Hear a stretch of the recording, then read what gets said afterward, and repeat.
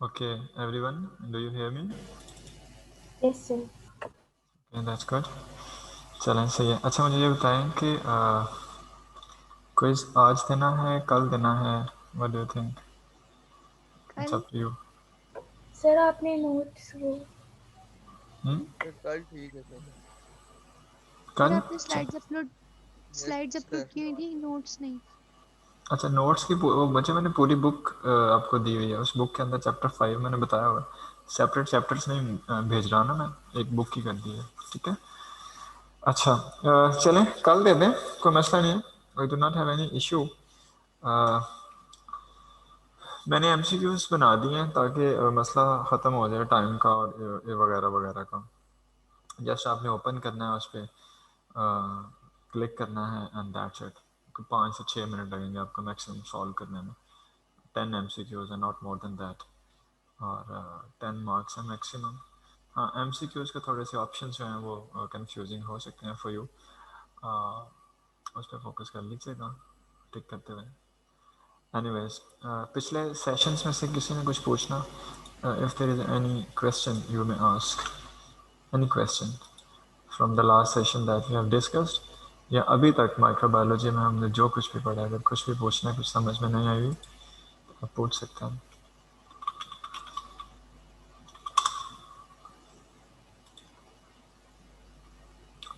कुछ नहीं पूछना तो फिर मैं पूछ लूँ कुछ। Ghulam Rabbani are you there? Yes sir. हाँ मतलब कुछ नहीं पूछना तो मैं पूछ लूँ कुछ थोड़ा सा तुमसे। यस सर कर सकते हैं आपको। नहीं चलें, मैं अभी आज में सवाल करने का कोई प्रोग्राम नहीं है। ओके गाइस, इसको पढ़ लीजिएगा and still if you have any question you may ask. Any concept is not clear while reading a book, you think that something is missing, you can just ask it. मुझे याद करवाइएगा last time हमने कहाँ तक पढ़ा था ये chapter?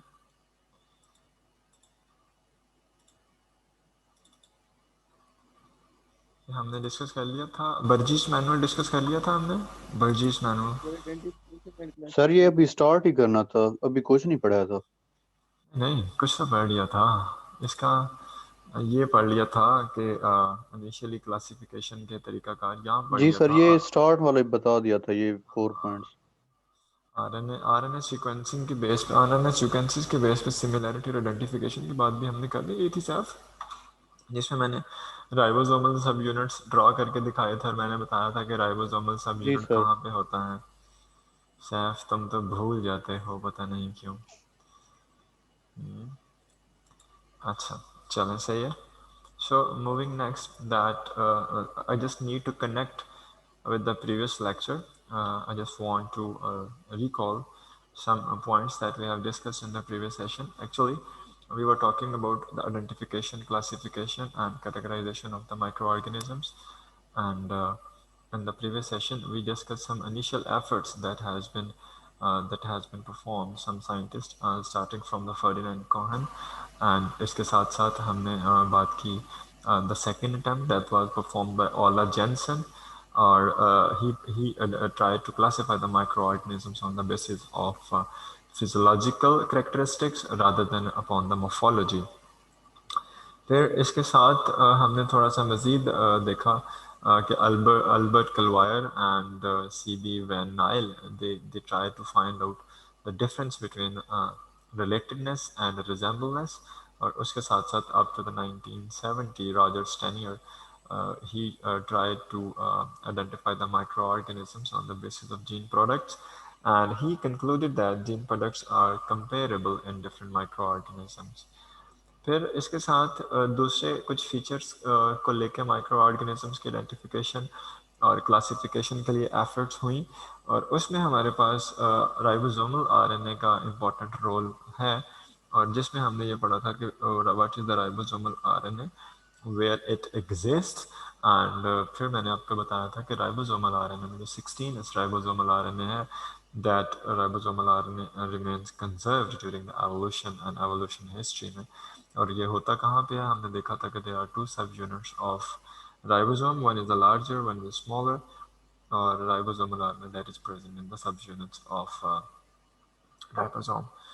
और फिर आज जो हम बात करने लगे हैं मज़ीद यहाँ से स्टार्ट करते हैं when we talk about the principles of taxonomy. और यहाँ पे शायद मैंने एक क्वेश्चन छोटा सा किया था कि what do you mean by taxonomy, and you guys told me that taxonomy is the branch of science that deals with the classification, identification of the microorganisms depending upon their properties, characteristics, what they share with one and each other, and based on the different properties that they are not similar in different groups.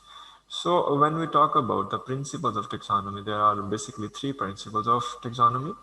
One is identification, classification is the second one, and third one is the nomenclature. इसको मैंने बड़ी सादा से अल्फाज में बताने की कोशिश की थी कि whenever you have an unknown microorganism, first you will identify it based on its properties, its morphological properties, its physiological properties, its biochemical properties.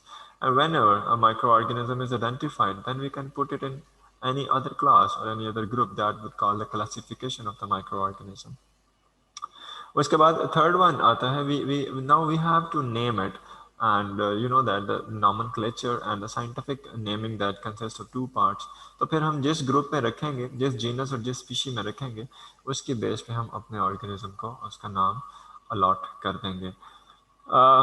इसके साथ साथ थोड़ी सी अगर हम बात अब हम वन बाय वन बात करेंगे। तो starting from the first principle that was actually the identification of the microorganisms। उसके बाद फिर हमने ये भी शायद taxonomic hierarchies की भी बात की थी कि when we talk about the taxonomic hierarchies, तो इसमें हमारे पास species है, genus है, family है, order, class, phyla, kingdom, and above the kingdom there is a domain, and we have talked about it that there are three domains of the life, and domains actually they sum up the characteristics of the cell rather than the cell characteristics. Cell characteristics को sum up करती है वो वाली cells which are the part of the organisms, cell characteristics. So domain हमारे पास तीन हैं, Eukarya, bacteria and archaea. इसके साथ साथ kingdom, you are familiar with the 5 kingdom system classification, and we have right now 5 kingdom system classification including the Plantae, Animalia, Protozoans, Monera, etc. इसके अलावा हमने थोड़ी सी ये भी देखा था कि when we talk about species, तो हम यूकैरियोटिक या लार्जर एनिमल्स या प्लांट्स के लिए हम डिफरेंट डेफिनेशन यूज़ करते हैं स्पीशी की। और आप लोगों ने मुझे डेफिनेशन बताई थी कि according to the definition of species, that is the group of organism that can interbreed and that can produce fertile organisms. But when it comes in the case of prokaryotic species, it is the group of organisms that share the similar characteristics. So the definition of species that would not be same for the eukaryote, the larger animals, and for the prokaryotes. इसके साथ साथ हमने कुछ taxonomic ranks देखे थे E coli के, और इसमें जो इकोलाई है that is its domain is bacteria, phylum is Proteobacteria, class is Gamma Proteobacteria, order is Enterobacteriales, family Enterobacteriaceae, genus that is Escherichia, and species that is the Coli. और उसके बाद हम अब थोड़ा सा आगे मूव करते हैं, दैट इज़ द बर्जीज मैनुअल। मुझे याद पड़ता है शायद मैंने बर्जीज मैनुअल का जिक्र किया था। सैफ, ये हमने बर्जीज मैनुअल पढ़ लिया था या पढ़ना है अभी? सर ये पढ़ना है आज। ओके सर पढ़ेंगे।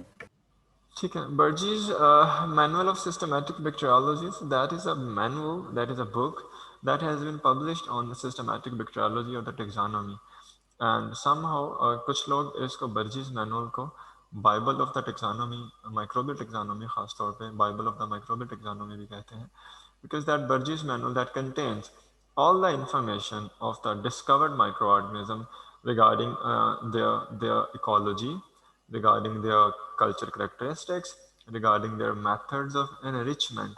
हम पढ़ चुके हैं कि what is the enrichment, methods of enrichment के बारे में, if we want to isolate some specific organisms, उसकी isolation के बारे में procedure पूरा, culture characteristics, एंड उसकी न्यूट्रिशनल रिक्वायरमेंट्स क्या हैं, इसके बारे में पूरी की पूरी इंफॉर्मेशन बर्जीज मैनुअल के अंदर मौजूद है। Information of the discovered organisms. इसके साथ साथ whenever if we have to preserve and maintain the culture, तो preservation methods, maintenance of the culture methods, ये सारी की सारी information मौजूद है।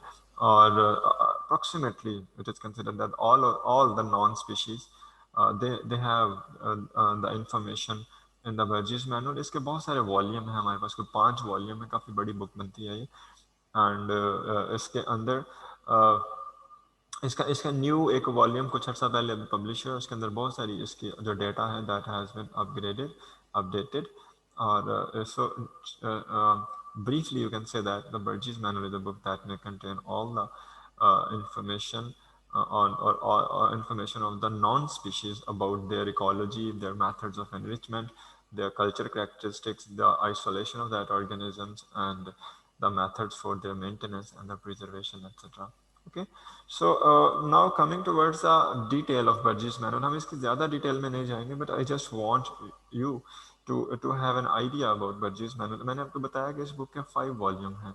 So when we talk about the first volume, in the first volume, the information that is present in the first volume, it includes the information about the archaea and the deeply branching phototrophic bacteria। तो first volume के अंदर जो information है पूरी की पूरी domain archaea की information है। And keep in mind when we talk about the domain archaea, it has two phyla phylum Crenarchaeota and phylum यूरोआर्कियोटा।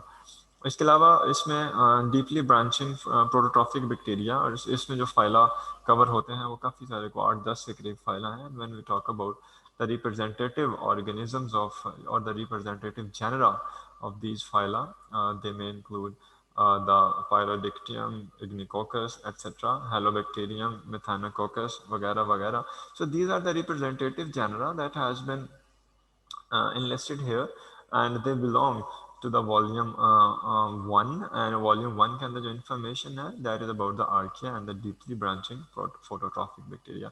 इनमें से इस बहुत कम फाइल ऐसे हैं जिनके बारे में आपने सुना हुआ होगा, जिनके बारे में आप फेमिलियर हैं। When we move next, the volume 2 that contains all the information about a single phylum, and that phylum is the phylum Proteobacteria। अभी हम पीछे इकोलाई का पढ़ के आए हैं पिछली स्लाइड पे, और इकोलाई का जो फाइलम था दैट वाज आल्सो प्रोटोबैक्टीरिया। और इसके साथ साथ इस वॉल्यूम के अंदर फाइलम प्रोटोबैक्टीरिया के जो डिफरेंट क्लासेस हैं, 5 क्लासेस, उन पांचों की डिटेल है about the alpha protobacteria, beta protobacteria, gamma protobacteria, delta and epsilon। और जो वॉल्यूम 3 है that contains the low G plus C gram positive bacteria। what do you know about low G plus C? ये low G plus C क्या हो सकता है? What is that? Any idea? Anyone? Sir sterols वगैरह की concentration जो है इनकी मेम्ब्रेन में, उसकी वजह से। No, G plus C। Sir G ये plus गुआनिन और साइटोसिन की कंसंट्रेशन। yes, exactly। So अब साइटोसिन और गुआनिन की जो कंसंट्रेशन है दैट वेरीज, ये वेरी करती है कैसे? For example if that is a DNA and हम इसकी अगर सीक्वेंसिंग करते हैं 5 प्राइम टू 3 प्राइम, अगर हम इसकी सीक्वेंसिंग कर लें तो we can have an idea. For example अगर ये इस तरह से थी लाइक दिस, एक स्ट्रैंड ये है और दूसरा स्ट्रैंड अगर मैं यहाँ पे एनी अदर स्ट्रैंड, इसको अगर मैं यहाँ पे लिखने की कोशिश करूँ और इसका मैं सीक्वेंस यहाँ पे लिखूँ,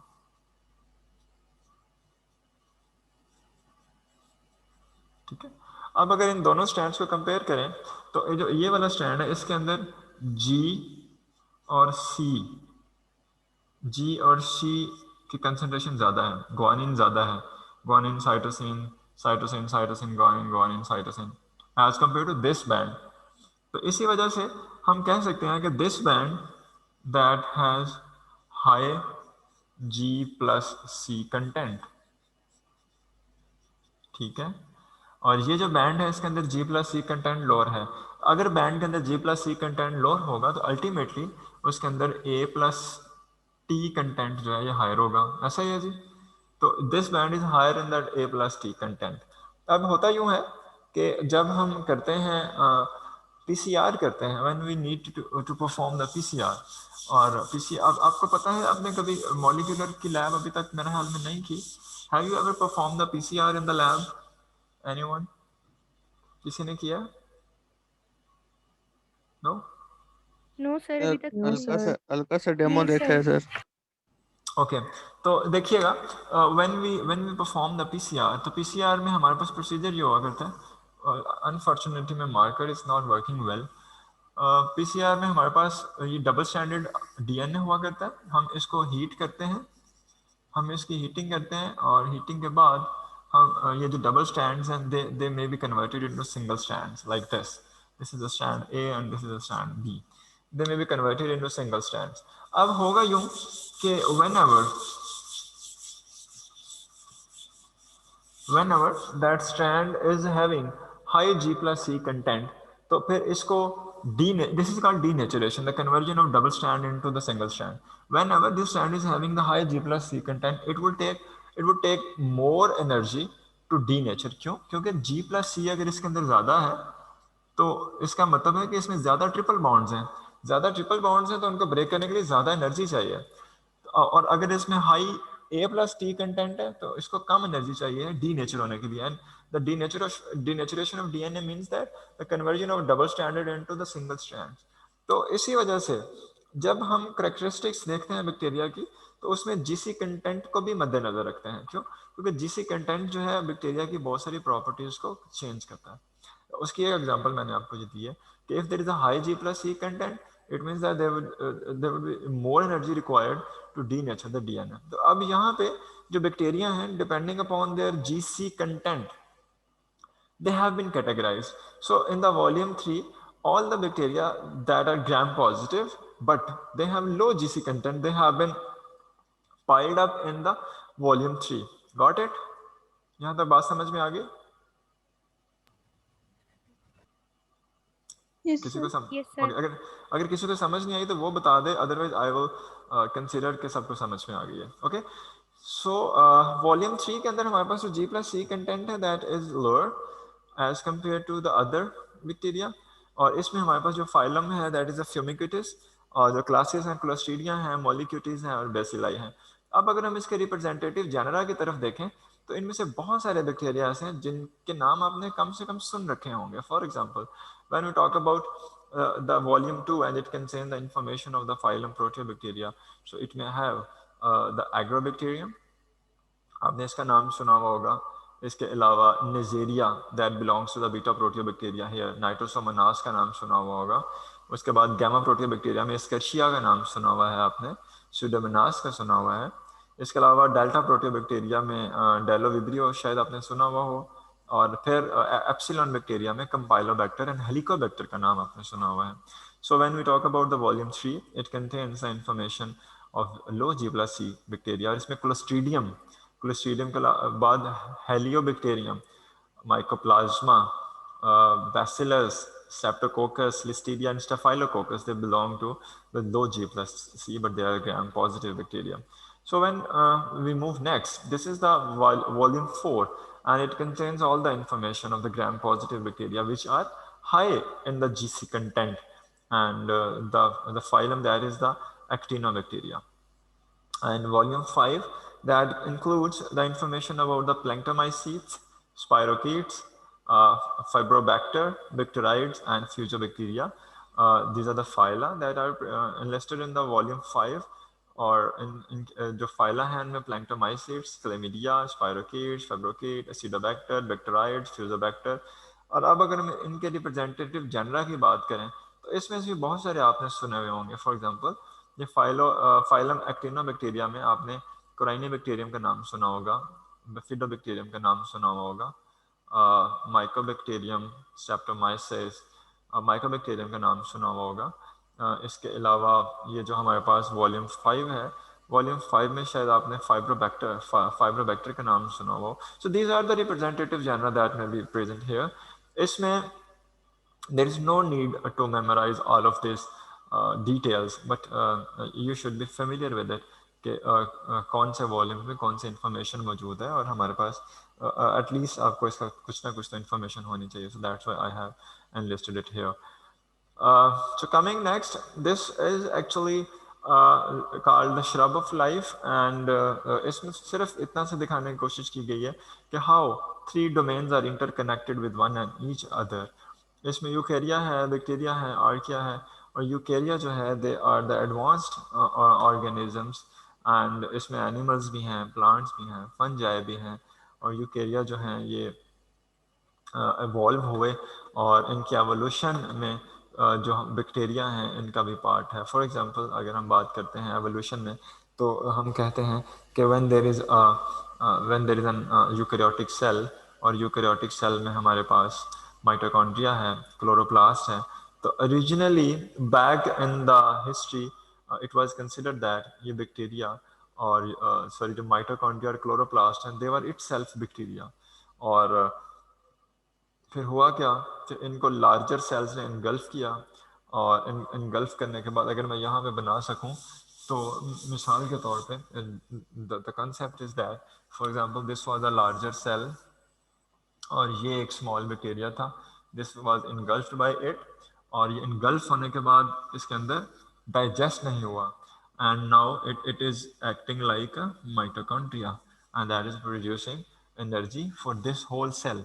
इसी तरह क्लोरोप्लास्ट है हमारे पास, क्लोरोप्लास्ट भी पहले ऑर्गेनिज्म था. So this is the history, this is the story like कि क्लोरोप्लास्ट, यहाँ पे अगर आप देखें तो chloroplast and mitochondria they are mixing with it, और इसी तरह से इन तीनों का यूकेरिया, बैक्टीरिया और आर्किया का इनका इंसेस्टर कॉमन है, that is 3.5 billion years ago they shared a common ancestor.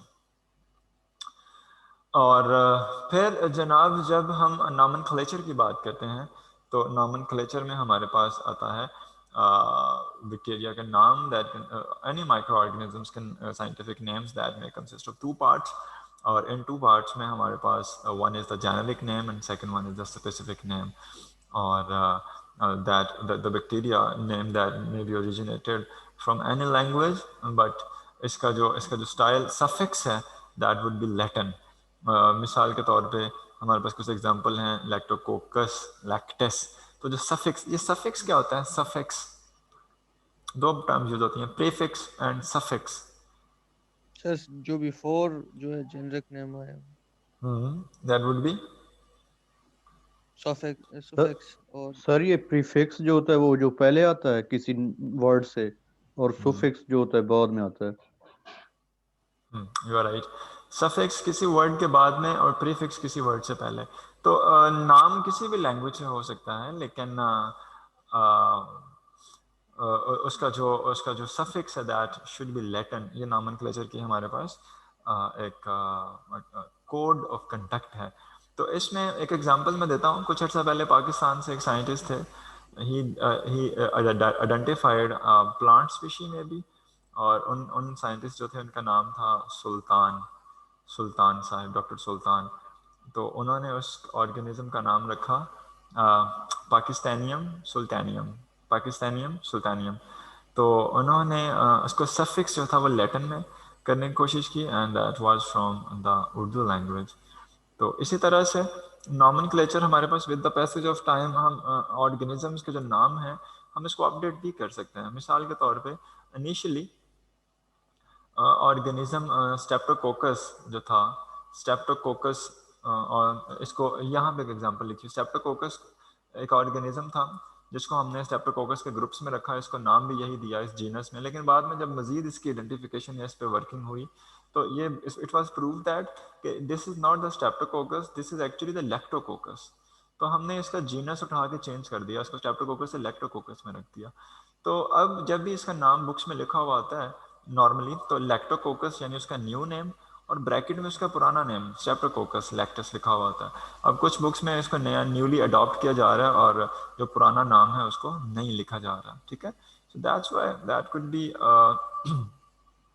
that could be an example कि साइंटिफिक नेम जो हैं दे मे वेरी, बिकॉज जब भी कभी हमारे पास न्यू इन्फॉर्मेशन आएगी we can have different stuff. ठीक है. अच्छा, अब वापस उसी प्रिंसिपल ऑफ टेक्सोनोमी वाली स्लाइड पे हम आते हैं. And there are 3 principles of the taxonomy and you know about it. One is the identification, classification and nomenclature. और आइडेंटिफिकेशन में जब हम आते हैं तो आइडेंटिफिकेशन की या किसी भी अननोन माइक्रो ऑर्गेनिज्म को आइडेंटिफाई करने के हमारे पास जो स्ट्रेटजीज हैं वो स्ट्रेटजीज यहाँ पे एनलिस्ट की हुई है मैंने. These strategies they may include the microscopic examination. First of all, the microscopic examination, the culture characteristics, the biochemical tests, and the nucleic acid analysis. तो स्टार्ट हम करेंगे माइक्रोस्कोपिक एग्जामिनेशन के साथ. whenever we have an unknown bacteria, we can start it with the microscopic examination. We can prepare a slide of it. Lab के अंदर आप slides बनाते होंगे जिसको आप माइक्रोस्कोप के नीचे आप ऑब्जर्व करते हैं. इसके अलावा हम कल्चर करेक्टरिस्टिक्स पे जा सकते हैं. कल्चर करेक्टरिस्टिक्स क्या क्या होती हैं हम इस पर बात करेंगे. उसके बाद मजीद कंफर्मेशन के लिए we can go for the biochemical test and after that we can have the nucleic acid analysis. इसमें सबसे पहले if we start from the microscopic examination, microscopic examination is necessary और it is required to observe the size and shape of the microorganisms. इसके लिए हम जो slides prepare करते हैं this is called wet mount. Wet mount wet mount क्या होता है जी? आपने लैब में किया होगा ये wet mount. What is wet mount? कोई बता सकता है? Anyone? Wet mount sir liquid medium use करें जिस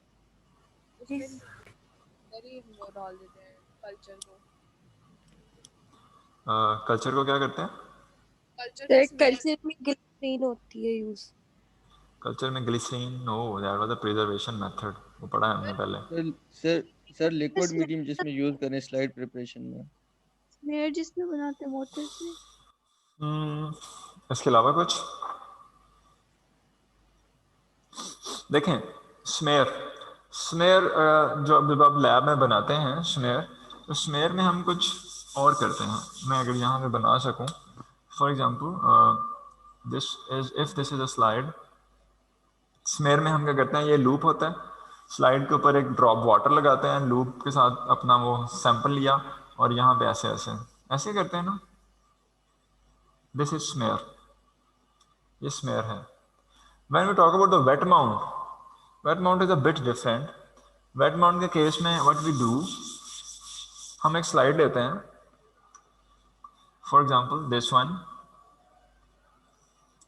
इसमें वाटर ड्रॉप लगाते हैं और अपना सैंपल लेके यहाँ से प्लेट से इसको जस्ट इसके अंदर ऐसे बस. We will not prepare the smear. Okay.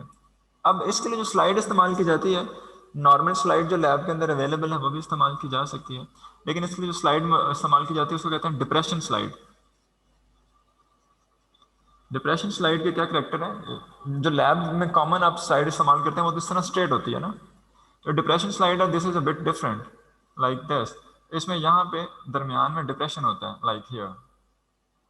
ये यहाँ पे एक वेल दरमियान में होता है. हम इस वेल के अंदर वाटर ड्रॉप डाल देते हैं और इस वाटर ड्रॉप के अंदर अपना सैंपल. Depression slides. अच्छा, अब उस वाटर ड्रॉप को जब आप माइक्रोस्कोप के नीचे रखेंगे तो here you can clearly observe the living organisms जो मूव कर रहे हैं, उसकी मूवमेंट इधर इज फ्लैजुलर और नॉट. जब आप स्मेयर बना लेते हैं तो आप तो वाटर को ड्राई कर देते हैं, उसमें आप लिविंग ऑर्गेनिज्म को फिर हम स्मेयर को फिक्स भी करते हैं फ्लेम पे. जब हम फ्लेम पे फिक्सिंग करते हैं स्मेयर की तो एक्चुअली ऑर्गेनिज्म डेड हो जाते हैं. तो स्मेयर के फॉर्म में हम लिविंग ऑर्गेनिजम्स को नहीं आइडेंटिफाई कर सकते. लेकिन wet mount that is the procedure जिसमें हम माइक्रो ऑर्गेनिज्म की साइज और शेप को ऑब्जर्व कर सकते हैं in the living form. They're moving there. We can find it out if they are motile or not. उनकी साइज शेप क्या है. और this wet mount may be applicable for the bacteria, fungi as well as protozoans. तो wet mount that could be used. इसके अलावा जो microscopic examination है that can also be used for the clinical diagnosis. और बहुत सारे हमारे पास clinically important micro organism ऐसे हैं जिनकी पहले स्लाइड प्रिपेयर की जाती है, उसके बाद उसके मजीद आइडेंटिफिकेशन स्टेप्स जो किए जाते हैं वो परफॉर्म किए जाते हैं.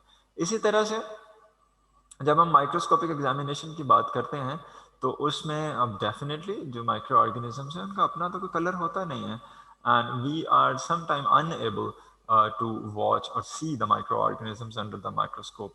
सो इसलिए ज़रूरी है कि we give a color to the cells, and this color may be called as stain. Stain, S-T-A-I-N, stain. और स्टेन में हमारे पास सबसे इम्पोर्टेंट जो बड़ी बेसिक सी स्टेनिंग है, that is a Gram staining. और ग्राम स्टेनिंग क्या कर रही है कि that usually differentiate between Gram positive and gram negative bacteria. और ग्राम पॉजिटिव और ग्राम नेगेटिव बैक्टीरिया में डिफरेंशिएशन करता है। इसका प्रिंसिपल क्या है, you are all familiar with that, that peptidoglycan की लेयर और safranin counter strand, crystal violet, iodine, CVI iodine complex something. तो मैं उस डिटेल में नहीं जा रहा हूँ, सिर्फ हम यहाँ पे ये बात करेंगे कि हम एक एग्जांपल ले रहे हैं कि हम स्टेनिंग करेंगे, समेयर बनाएंगे, स्टेनिंग करेंगे, और स्टेनिंग के बेस में we can now differentiate between the gram positive and gram negative. इधर this gram although this gram staining is not too reliable nowadays, but still this is in process और हम इसको use कर रहे हैं। ये तो ज़्यादा इसकी रिलायबिलिटी प्रूव नहीं है, क्योंकि बहुत सारी ऑर्गेनिजम्स ऐसे हैं जिनमें ये डिफ्रेंशिएट नहीं कर पाती। बहुत सारे केसेस में gram staining is not enough to differentiate between the organisms. मिसाल के तौर पे जब हम मेडिकली सिग्निफिकेंट बैक्टीरिया की बात करते हैं, हमने एक दफ़ा पढ़ा था जब हमने beta haemolysis, alpha haemolysis, blood agar, और हमने पढ़ा था कि blood agar is a differential agar that can differentiate between two strains. वहाँ पे हमने पढ़ा था स्ट्रेप्टोकोकस पायोजेंस एंड स्ट्रेप्टोकोकस। और स्ट्रेप्टोकोकस पायोजेंस के बारे में मैंने आपको बताया था कि Streptococcus pyogenes is a throat infection causing agent, and Streptococcus that is a normal flora. और हमने वहाँ पे देखा था कि हम उसको ब्लड एगर की प्लेट पे स्टिक करते हैं, अगर अल्फा हेमोलिसिस हो गई है तो कौन सा ऑर्गेनिज्म है, बीटा हेमोलिसिस हो गई है तो कौन सा ऑर्गेनिज्म है। तो ग्राम स्टेनिंग जो है ये स्ट्रेप्टोकोकस पायोजेंस और स्ट्रेप्टोकोकस में डिफरेंशिएट नहीं कर पाती, दोनों की ग्राम स्टेनिंग हमारे पास सेम आती है। सो इस वजह से हमें एक टेस्ट मजीद परफॉर्म करना पड़ता है, और वो कौन सा है, ब्लड एगर वाला, जो पहले हम उस पर जो करके देख चुके हैं। तो अगर हमारे पास कोई थ्रॉट इन्फेक्शन का सैंपल है तो उसकी सिर्फ ग्राम स्टेनिंग काफ़ी नहीं होगी, उसके लिए we have to move with the blood agar. हम ब्लड एगर पे इसको स्टिक करेंगे। If there is alpha hemolysis और the beta hemolysis, in that case we can confirm it that there is Streptococcus on pyogenes और the Streptococcus normally. तो ये एक मैं एग्जांपल दे रहा हूँ कि Gram staining has some limitations. इसके अलावा एक और मसला, whenever we have the stool samples, अगर लैब के अंदर स्टूल सैंपल्स हैं और आप आइडेंटिफाई करने की कोशिश कर रहे हैं कि स्टूल सैंपल्स में कौन सा ऑर्गेनिज्म है, इधर सैल्मोनेला और द इकोलाई, तो ग्राम स्टेनिंग जो है ये सैल्मोनेला और इकोलाई में भी डिफरेंशिएशन नहीं कर सकती। इस वजह से भी ग्राम स्टेनिंग के हमारे पास कुछ लिमिटेशन हैं, but still this is in use, still this can impart the color to the strain and we can have a clear observation. इसके अलावा जी स्टेनिंग के लिए ये माइक्रोस्कोपिक एग्जामिनेशन में स्टेनिंग के लिए हम कुछ डिफरेंट टाइप्स की स्ट्रेन इस्तेमाल कर सकते हैं। ग्राम स्टेनिंग के साथ साथ हम एसिड फास्ट स्ट्रेन इस्तेमाल करते हैं, and acid fast strain that can be used to identify the mycobacterium, and you know that mycobacterium tuberculosis was the causative agent of the tuberculosis, हम इस पे बात कर चुके हैं। तो अगर स्पूटम सैंपल है, स्पूटम समझते हैं, what is sputum, sputum sample, sputum, sputum, sputum, anyone? Ghulam Rabbani, what is sputum? Sir कोई पता नहीं। saliva sir बस Not exactly the saliva, but the mucus stuff that is normally secreted during the coughing, जिसको उर्दू में शायद, उर्दू में मेरा हाल उसको शायद बलगम कहेंगे, I think. Acid fast, sorry, sputum. तो whenever we have a sputum sample और उसमें आइडेंटिफाई करना है कि इधर द पेशेंट इज ट्यूबरक्लोसिस और नॉट, तो उसके अंदर यानी कि माइक्रोबैक्टीरियम का इन्फेक्शन है कि नहीं है, तो स्पूटम सैंपल जो है उसकी आइडेंटिफिकेशन के लिए एसिड फास्ट स्टेन इस्तेमाल किया जाता है। अगर हम एसिड फास्ट स्टेन करते हैं तो एसिड फास्ट और कोई बैक्टीरिया एसिड फास्ट स्टेन पे कलर नहीं देगा, सिर्फ माइक्रोबैक्टीरियम ट्यूबरक्लोसिस उस पे कलर देगा, and that could be the identification of, that would be the microscopic examination actually of the mycobacterium tuberculosis. इसके बाद जी यहाँ पे हमने प्रिंसिपल्स ऑफ टेक्सोनोमी में पढ़ा था कि फर्स्ट है microscopic examination and number two that is a culture characteristics. तो अब when we grow the micro organism in the petri plate और इन द टेस्ट ट्यूब, तो उसके जो खास तौर पे पेट्री प्लेट पे जब माइक्रो ऑर्गेनिज्म हम ग्रो करते हैं, तो जो उसकी ग्रोथ आती है उसकी कुछ करेक्टरिस्टिक्स शो होती हैं, कल्चर करेक्टरिस्टिक्स। कल्चर करेक्टरिस्टिक्स क्या हैं और उनको वो किस तरह से हम उनको मॉनिटर करेंगे। Whenever the cell is grown into the petri plate, तो पेट्री प्लेट में कॉलोनी की फॉर्म में सेल ग्रो करता है, हम इसके बारे में पढ़ चुके हैं। और जो कॉलोनी है उसके 3 पैरामीटर्स हम नोट करते हैं, बहुत इंपॉर्टेंट। 3 पैरामीटर्स कौन से हैं? Form, elevation and margin. 3। अब फॉर्म, एलिवेशन और मार्जिन है क्या? फॉर्म इज दैट कि जब कोई कॉलोनी प्लेट पे ग्रो कर रही है तो वो किस तरह की हमें नजर आ रही है।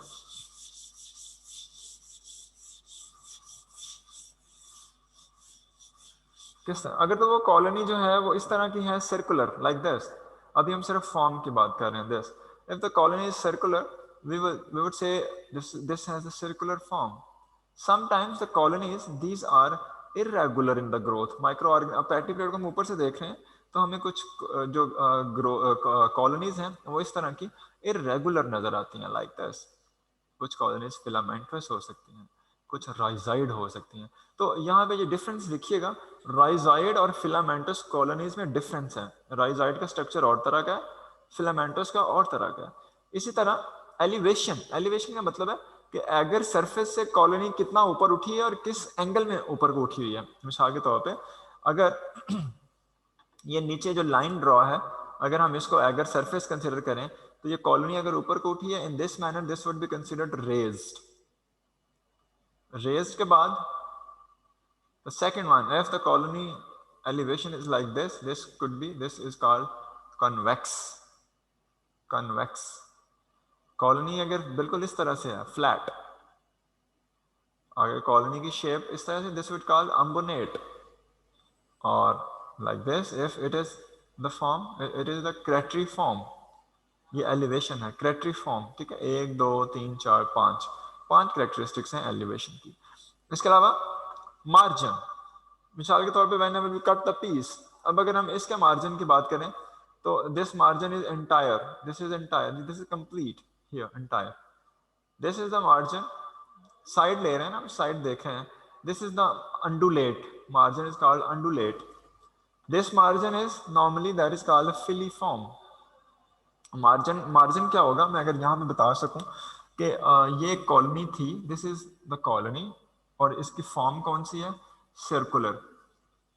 और हम इसका अगर एक स्लाइस यहाँ पे एक पीस काट के देखें, like this piece only, this piece, और इस पीस का सिर्फ ये वाला पोर्शन हम देखेंगे, दिस पोर्शन, ये यहाँ पे अगर आप देखें तो this portion that would be, this is the margin, इसको मार्जिन कहेंगे। और ये इस केस में एंटायर है। अगर ये इस तरह एंटायर ना हो, इस तरह से हो, like this would called undulate।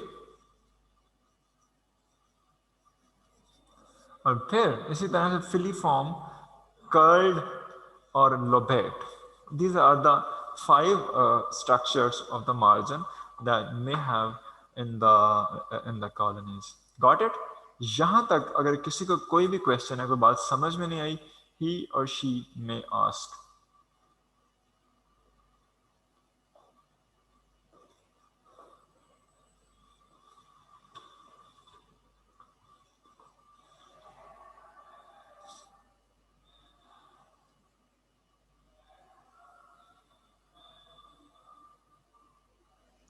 Sir ये जो पल्विनेट होता है ये एलिवेशन में आएगा? पल्विनेट, यस है, उसकी स्ट्रक्चर है पास में, तो दिखा दो मुझे जरा। सर वो पढ़ा था लेकिन अभी वो नहीं है मेरे पास। हाँ, अभी हम कुछ आगे और भी देखेंगे, ये वाली, ये एक ही तरह की है तकरीबन ना।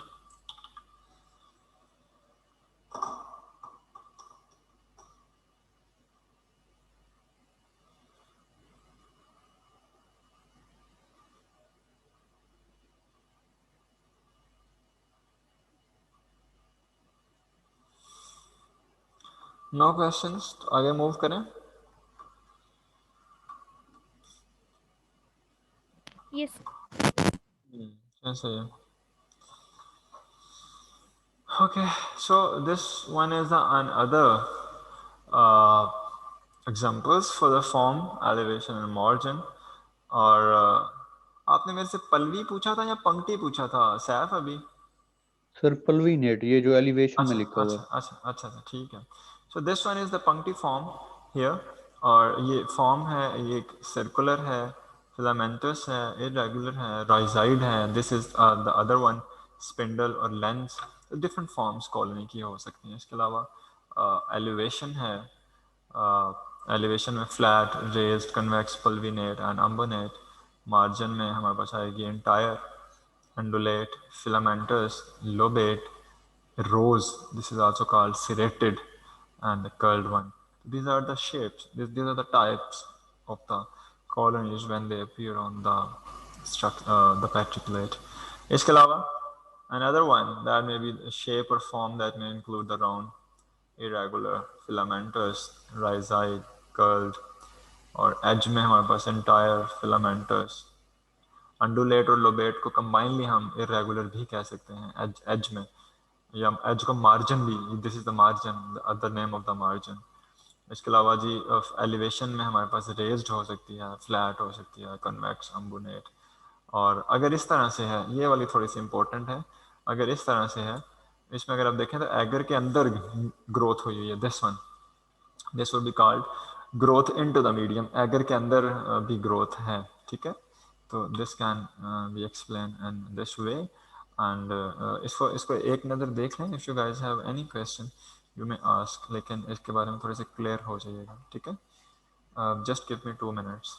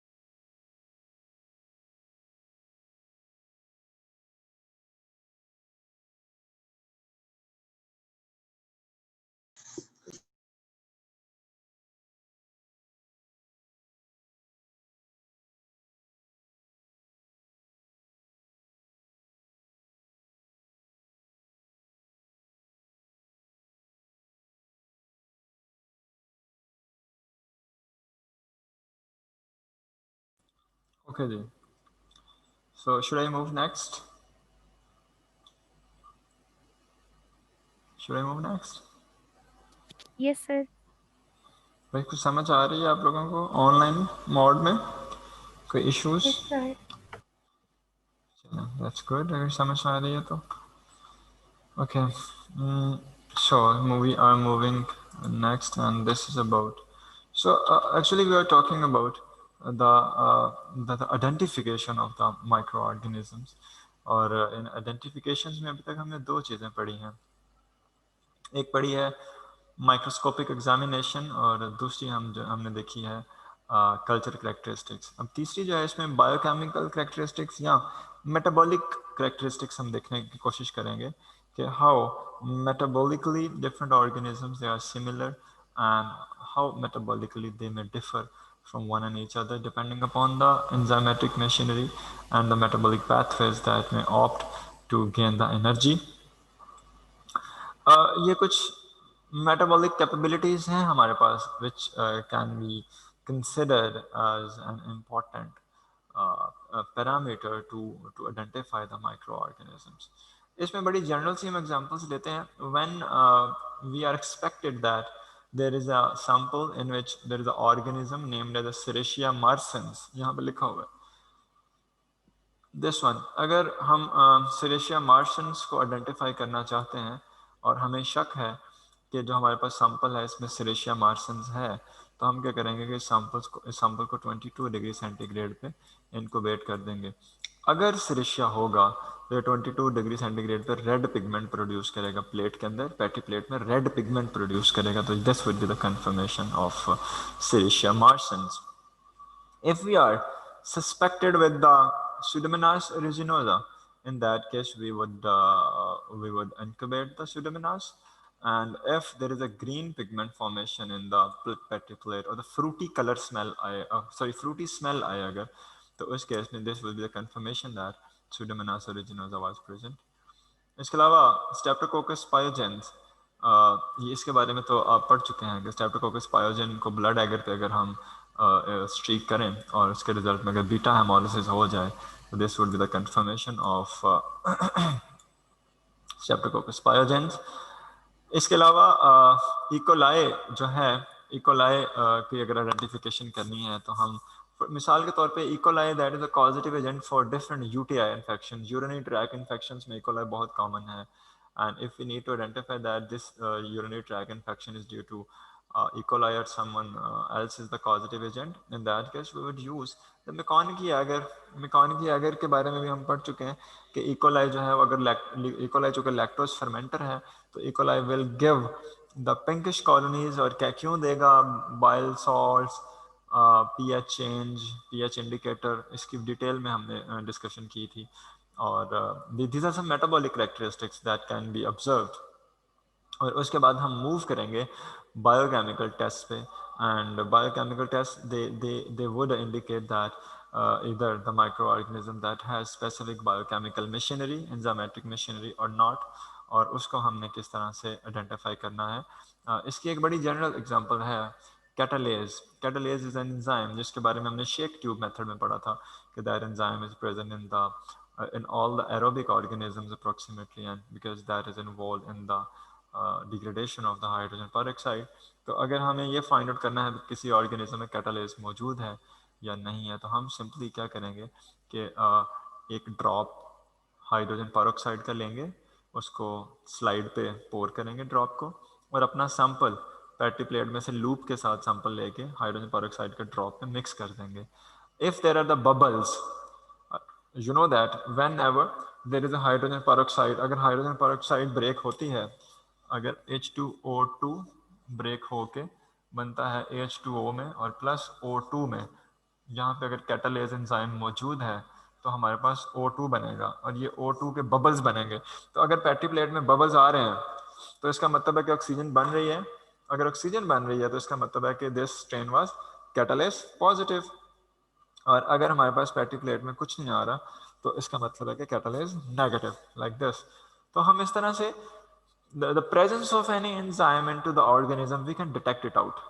और डिटेक्शन के बाद हम उसको आइडेंटिफाई कर सकते हैं कि अब हमने इसको किस कैटेगरी में रखना है. और ये बात हमने तब भी की थी जब मैंने आपको बताया था द एरो टॉलरेंट और माइक्रो एरोफिलिक में जब हमने डिफरेंशिएट किया था तो वहां पे भी हमने ये बात की थी. Got it. उसके बाद अदर केमिकल टेस्ट में हमारे पास ये कुछ केमिकल टेस्ट हैं, हम इनको वन बाय वन पढ़ेंगे, इनकी डायग्राम्स भी देखेंगे. तो इसमें सबसे पहले हमारे पास कैटालेज टेस्ट है. हम कैटालेज टेस्ट को देख चुके हैं. इसका जो पॉजिटिव रिएक्शन आता है हम उसको कैसे आइडेंटिफाई करते हैं. दिस पॉजिटिव रिएक्शन में हमें बबल्स बनते हैं हमारे पास, जैसे कि अभी हमने यहाँ पे देखा है इस केस में. और इसका प्रिंसिपल हमारे पास क्या है कि catalase enzyme test that is there to detect the activity of enzyme catalase, और हाइड्रोजन पेरोक्साइड की ब्रेकडाउन होती है, ऑक्सीजन और वाटर प्रोड्यूस होता है.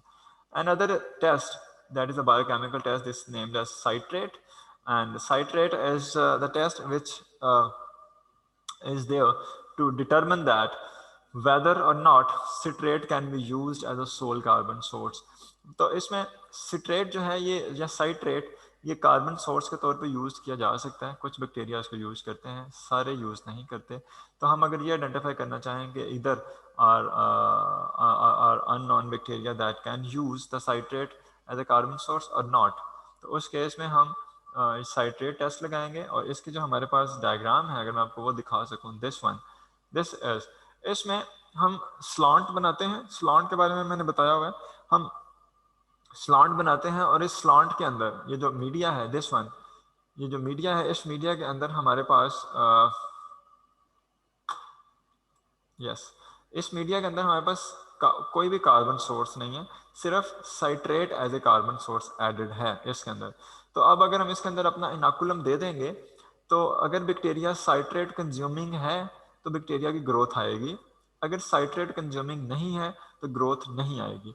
अगर ग्रोथ आएगी तो that will change the colour of the medium, यहाँ पे मीडियम का कलर चेंज हो जाएगा और ये पॉजिटिव टेस्ट की इंडिकेशन होगा। This one, if that is citrate negative, its color will remain greenish, ठीक है। तो this is the indication that either the bacteria is citrate positive or negative। तो इसमें हमारे पास जो पॉजिटिव रिएक्शन है, ग्रोथ आएगी, which is usually accompanied by the color change of the pH indicator। और इसमें हम सिर्फ ये देखेंगे कि pH इंडिकेटर जो है वो अपना कलर चेंज करता है कि नहीं करता, बिल्कुल इसी तरह से जैसे अभी हम यहाँ पे देख के आए हैं कि इसके अंदर pH इंडिकेटर भी एडेड है। whenever the bacteria will grow using the citrate, it will change its color. Got it? Okay, next one, gelatinase। gelatinase is an other enzyme, gelatinase जो है that has ability to degrade the gelatin। ये gelatin क्या होती है जी? gelatin, what is gelatin? Sir ये gel like material होता है। Okay, yes, gelatin is a gelatin gel like material जो कि पोलीमराइज करता है और जेल शेप में कन्वर्ट, ये बहुत कॉमन इस्तेमाल होता है हाउस होल्ड बेकरी प्रोडक्ट्स में, जेली वगैरह बनाने के लिए भी। और इसमें होता यूँ है कि जेलाटिन एक एंजाइम है और बहुत सारे बैक्टीरिया के पास एंजाइम होता है जो क्या करते हैं कि जेलाटिन को ब्रेक डाउन कर देते हैं, जेलाटिन की ब्रेक डाउन। अब इसको फाइंड आउट करने का बेस्ट तरीका ये है कि for example if we have this image है, तो इसमें हम नॉर्मली क्या करेंगे कि ये हमने जनाब एक बनाया दिस वन, ये एक टेस्ट ट्यूब बनाई, इस टेस्ट ट्यूब के अंदर हमने जेलाटिन ऐड कर दिया। अब जेलाटिन ऐड करने की वजह से ये टेस्ट ट्यूब के अंदर जो मीडियम है ये जेली टाइप हो जाएगा ना, सेमी सॉलिड, ये लिक्विड नहीं रहेगा, ये सेमी सॉलिड हो जाएगा। अच्छा, अब हम क्या करेंगे कि इसी ट्यूब के अंदर बैक्टीरिया इनोकुलेट कर देंगे।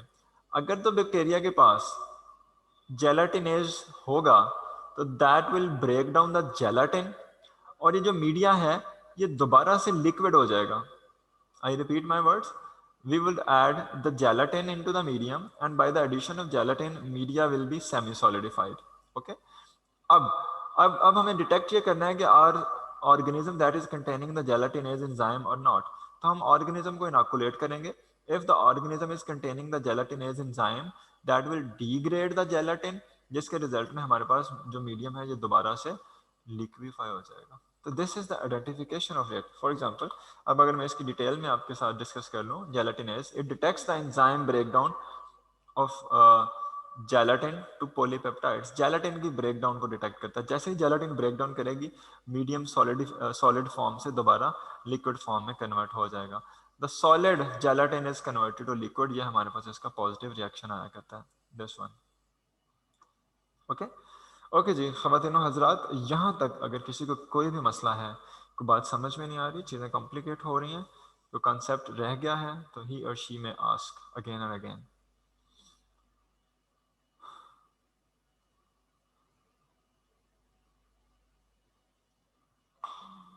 No sir. No sir. Good, समझ में आ रहा है सब, इट मीन्स यस सर। सही है।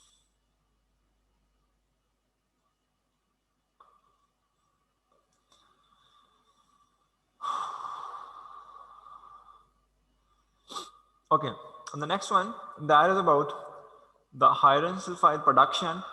और आयरन सल्फाइड जो है ये तब प्रोड्यूस होती है जब मीडियम के अंदर कोई ऐसा अमाइनो एसिड ऐड हो जिसमें सल्फर मौजूद हो। Sulphur contain, if we add sulphur containing amino acid into the medium, और जब माइक्रो ऑर्गेनिज्म उस पर ग्रो करेगा that will break down, degrade the amino acid which is containing the sulfur, and then hydrogen sulfide gas जो है वो produce होगी। अब इसको हम कैसे देखते हैं, लाइक हियर इस केस में,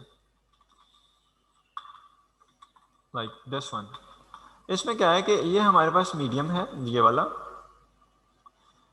इस मीडियम के अंदर ये नॉर्मल मीडियम है, इस मीडियम के अंदर हमारे पास अमाइनो एसिड है। कौन से ऐसे दो अमाइनो एसिड हैं जिनमें सल्फर होती है, सल्फर ग्रुप होता है, कोई बता सकता है? तो सर एक सिस्टीन होता है और दूसरा मेथियोनिन। सिस्टीन और दूसरा cysteine. when two cysteine sorry they combine and they form a bridge of sulfur, that would cysteine, ठीक है। तो अब होगा क्या कि if we grow the microorganism in this test tube, they would break down the amino acid that is containing the sulfur, और sulphur जो है वो हाइड्रोजन के साथ बाइंड करेंगे, हाइड्रोजन सल्फाइड बनेगी। अब हाइड्रोजन सल्फाइड जो है वो हमारे पास ब्लैक प्रेसिपिटेट देगी, like this, the media would turn into blackish. अब ये ब्लैक प्रेसिपिटेट कैसे बनते हैं ये अभी देखते हैं हम। यहाँ पे a black precipitate form due to the reaction of hydrogen sulphide with iron salts in the medium. तो मीडियम के अंदर आयरन भी मौजूद होता है, तो when hydrogen sulphide forms it would react with the iron, और उसके रिजल्ट में हमारे पास हाइड्रोजन सल्फाइड ब्लैक प्रेसिपिटेट देगा। And this is the indication that कि अब जो ये ऑर्गेनिज्म था that has ability to use the sulphur containing amino acids. अगला टेस्ट है indole. Indole test is there to detect the enzymatic removal of amino group from tryptophan. Tryptophan क्या है? Tryptophan amino acid है sir. Tryptophan amino acid है, and you are familiar with it कि amino acids के दो groups होते हैं ना, एक अमाइनो एसिड के दो फंक्शनल ग्रुप्स अटैच होते हैं, एक अमाइनो ग्रुप और दूसरा कार्बोक्सिल ग्रुप। कार्बोक्सिलिक। गुड। तो अमाइनो एसिड का अगर हम यहाँ पे बात करें, this is the alpha carbon, इसके साथ आर चेन होती है, H अटैच होता है हाइड्रोजन, हियर कार्बोक्सिल, और here the amino group NH2। If an organism that has ability to remove this amino group, बहुत सारे बैक्टीरिया ऐसे हैं जो कि इस अमाइनो ग्रुप को रिमूव कर देते हैं एंजाइमेटिकली। तो अब अगर ये ट्रिप्टोफैन था, हमने मीडियम में ट्रिप्टोफैन दिया, और if the organism has the enzymes, तो enzyme will remove this amino group from this structure. तो अमाइनो ग्रुप रिमूवल जो है that would convert this tryptophan into indole. Tryptophan से ये रिमूव हो जाएगा तो पीछे रह जाएगा इंडोल, ठीक है। तो यहाँ पे indole it detects the enzymatic removal of amino group from tryptophan. जो प्रोडक्ट बनेगी हमारे पास इसको हम इंडोल कहेंगे, and that will react with the reagent. अच्छा, अब यहाँ पे एक और बात, दिस वन, ये स्ट्रक्चर है इसका, ये वाला, ठीक है। इसमें नॉर्मल जो हमारे पास टेस्ट ट्यूब है, इसके अंदर हमने ट्रिप्टोफैन ऐड किया होता है, और ट्रिप्टोफैन ऐड करने के साथ साथ हम इसको इनक्यूबेट करते हैं, और इनक्यूबेशन के बाद हम क्या करते हैं कि इसके ऊपर एक रेजेंट ऐड करते हैं जिसको हम कहते हैं इंडोल रेजेंट, इंडोल। अब तो अगर इस टेस्ट ट्यूब के अंदर इंडोल बन चुका है, इंडोल क्या था कि when the amino group would be removed from this amino acid, तो अगर इंडोल बन चुका है तो ये इंडोल जो है ये इंडोल रेजेंट के साथ मिक्स होके रेड कलर का रिंग देगा, like this. This is the positive indole test. और अगर रिंग नहीं आता, इस तरह का आता है, तो this is the negative indole. Got it? तो इंडोल टेस्ट को हम इस तरह से डिटेक्ट करेंगे कि इंडोल रेजेंट ऐड करेंगे जो कि डीप रेड कलर का रिंग देगा, और this would be the indication that indole test is positive and tryptophan has been converted into indole. And when a tryptophan can be converted into indole, when the amino group of tryptophan has been removed enzymatically। ठीक हो गया। अगला test इसी से similar है, that is a lysine decarboxylase। और यहाँ पे इसका नाम ही बता रहा है कि the micro organisms which have enzyme decarboxylase, और ये क्या करता है कि ये lysine as another amino acid, और लाइजीन का कार्बोक्सिल ग्रुप रिमूव करेगा, और इसको हम कहेंगे इफ द लाइजीन इज अगर लाइजीन कार्बोक्सिल ग्रुप रिमूव हो गया तो मीडियम जो है वो थोड़ा अल्कलाइन हो जाएगा, और जैसे मीडियम की पीएच चेंज होगी, हमने मीडियम के अंदर पीएच इंडिकेटर भी ऐड किया हुआ है which will turn the colour of the medium. इसकी जो डायग्राम है वो ये है, ठीक है। और इसमें हम क्या कहते हैं कि ये नॉर्मल मीडियम था इसमें, और इसमें अगर हमारे पास लाइजिन डिकार्बोक्सिलेज मौजूद था तो हम क्या करेंगे कि इस ट्यूब के अंदर ब्रोम सरिसोल पर्पल ऐड करेंगे। If this bromocresol purple turn into the purplish colour, इसका मतलब है कि lysine decarboxylase that was positive in this case. Got it? यहाँ तक किसी को कोई मसला तो नहीं है जी? समझ आ गई है? I think we should stop here. Class time is going to over and I need to take the attendance right now. अगर किसी को कोई मसला हुआ इसको देख लीजिएगा, कल की क्लास में No, इंशाल्लाह sir. क्विज के बाद हम फिर से इसको डिस्कस कर लेंगे, ठीक है? Okay good. सर क्विज में शॉर्ट क्वेश्चन है एमसीक्यूज है? सिर्फ एमसीक्यूज हैं, 10 एमसीक्यूज हैं, छोटे छोटे से 5-6 मिनट में आपने ओके सर। सॉल्व कर लेना। सो लेकिन कोशिश कीजिएगा खुद से करने की, इट्स फाइन। अगर गलत भी हो गया तो कम से कम आदत बन जाएगी खुद से करने की, उसमें कोई इतनी फांसी की सज़ा नहीं है। अगर क्विज ख़राब भी हो जाएगा तो मैक्सिमम क्या हो जाएगा, कुछ भी नहीं। So attendance time Adeeba Aslam, present sir. Good. Afan Tariq Rana, present sir. Okay. Amina Shahzad, present sir. Okay. Anika Tabassum, sir उसका माइक काम नहीं कर रहा। उन्हें कहें she can raise the hand. If Anika is listening to me, she can raise the hand. She is not there. Okay, Anila Khan.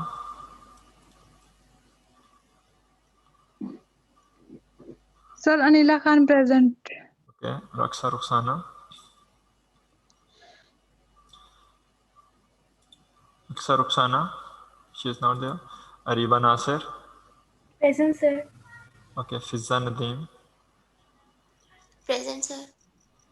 And Ghulam Rabbani. Ikra Shahbaz. Present sir. Ikra Sohail. Present sir. Ikra, okay. Izza Amir.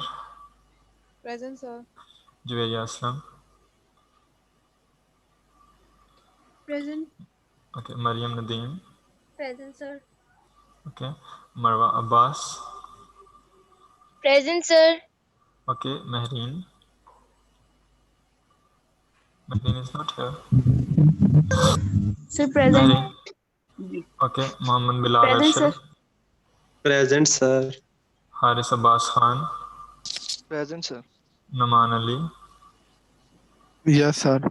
Mohammed Sabir. He is not there. Mohammed Uzair. Yes sir. Munazza Shafiq. Present sir. Nimra Nadeem. Present sir. Nimra Khalik. Present sir. Nishat. Present. Rabia Sharif. Present sir.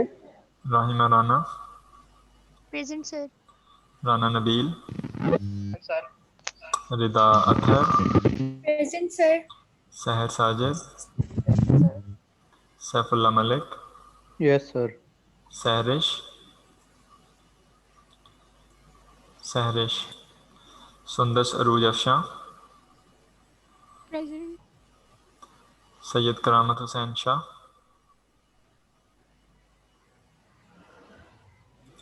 Usman. Present sir. Present sir. Wania Mansoor.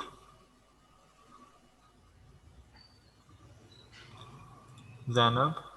Present sir. Zakirullah. Zirwa Rahat. Present sir. Okay, good. All the best and we'll see you tomorrow. with the quiz. Bye bye. Sir Sarish present है। Sarish present है। सरिश जब attendance थी तब आप कहाँ पे थी बच्चे? ये लो, ओके, मार्क कर दिया मैंने। सर आप वो चैप्टर अलग से अपलोड कर देंगे? हाँ मैं कर देता हूँ। वो बुक का साइज भी बहुत बड़ा है, वो डाउनलोड ही नहीं हो रही है। जी सर, मैं मुश्किल हो रही है। मैं कर देता हूँ। मैं आज Thank you, sir. 12:30 1 बजे तक कर दूंगा इंशाल्लाह। Thank you sir. Hmm, sir मैं LMS पे इनरोल नहीं हूँ आपके बच्चे सब्जेक्ट में। ये बच्चे 8-3 का है। अब आपको अब पता चला आगे पे आप इनरोल नहीं है? नहीं सर, वो प्रॉब्लम हो रही थी पहले शुरू से ही, बायोकेम में भी यही प्रॉब्लम थी, लेकिन मैंने मेल कर दी हुई थी। अच्छा चलें, आप एक दफ़ा चेक कीजिएगा LMS को, काफ़ी सारी चीज़ें सुबह अपडेट हुई हैं, ठीक है, उसको चेक कीजिएगा, ना हुआ तो फिर मुझे बता दीजिएगा। ठीक है सर। ओके, अल्लाह हाफिज़।